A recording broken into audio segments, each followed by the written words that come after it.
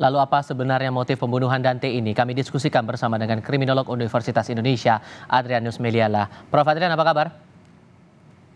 Kabar baik, terima kasih. Terima kasih sudah bergabung bersama kami. Ini kan ada bukti CCTV yang dipegang oleh polisi menunjukkan pelaku menenggelamkan korban sebanyak 12 kali. Ini cukup kuat tidak dijadikan dasar menemukan motif di balik upaya pembunuhan ini? Belum ya. Kenapa? Karena kita juga harus melihat pada beberapa saat kejadian atau episode sebelum pembunuhan tersebut. Jadi analisis post factum itu mesti dalam ya. Saya berpendapat misalnya jejak digital antara si pelaku dengan ibu korban itu juga perlu dilihat secara baik ya untuk mengetahui motif tersebut. Demikian. Karena pelaku ini kan kekasih dari ibu korban ya, dibilang orang dekatnya dari korban lah bisa dikatakan begitu. Kalau Anda cermati ini melihat pola yang muncul belakangan ini dari kasus sebelumnya, apa biasanya motif dari pembunuhan yang pelakunya adalah orang dekat korban yang juga anak-anak ini? Kita bicara mengenai orang ketiga yang mungkin mengganggu hubungan. Jadi saya bayangkan bahwa kemungkinan anak ini dianggap sebagai mengganggu atau aral atau kendala yang bakal menyulitkan hubungan antara si pelaku dengan ibunya, begitu ya.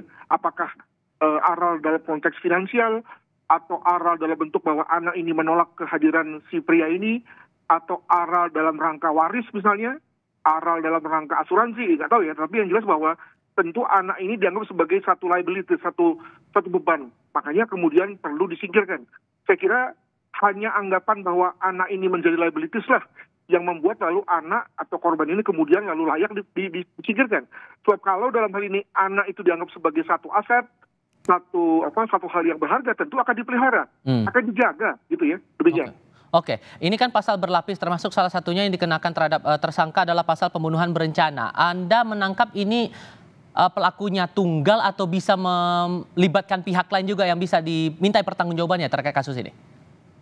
Kalau soal berencana itu kan lebih pada kesiapan atau persiapan yang dilakukan sebelum kejahatan. Jadi kalau ada satu tindakan-tindakan khusus dan khas yang dilakukan oleh pelaku, maka dapat dianggap sebagai terencana. Sebagai contoh, ketika yang bersangkutan misalnya nggak pernah ngajak berenang atau nggak pernah berenang bersama dengan korban, tapi lalu kali ini dia tumen-tumennya mengatakan kepada kekasihnya, saya aja yang nganter. Nah, itu bisa dianggap sebagai perencanaan, begitu ya. Nah, itu yang perlu diselidiki oleh kepolisian. Kedua, misalnya kalau biasanya ibu mengantar, tapi kemudian ibunya lalu disuruh udah pergi aja deh, syuting aja. Nah, itu juga dapat dianggap sebagai perencanaan, begitu.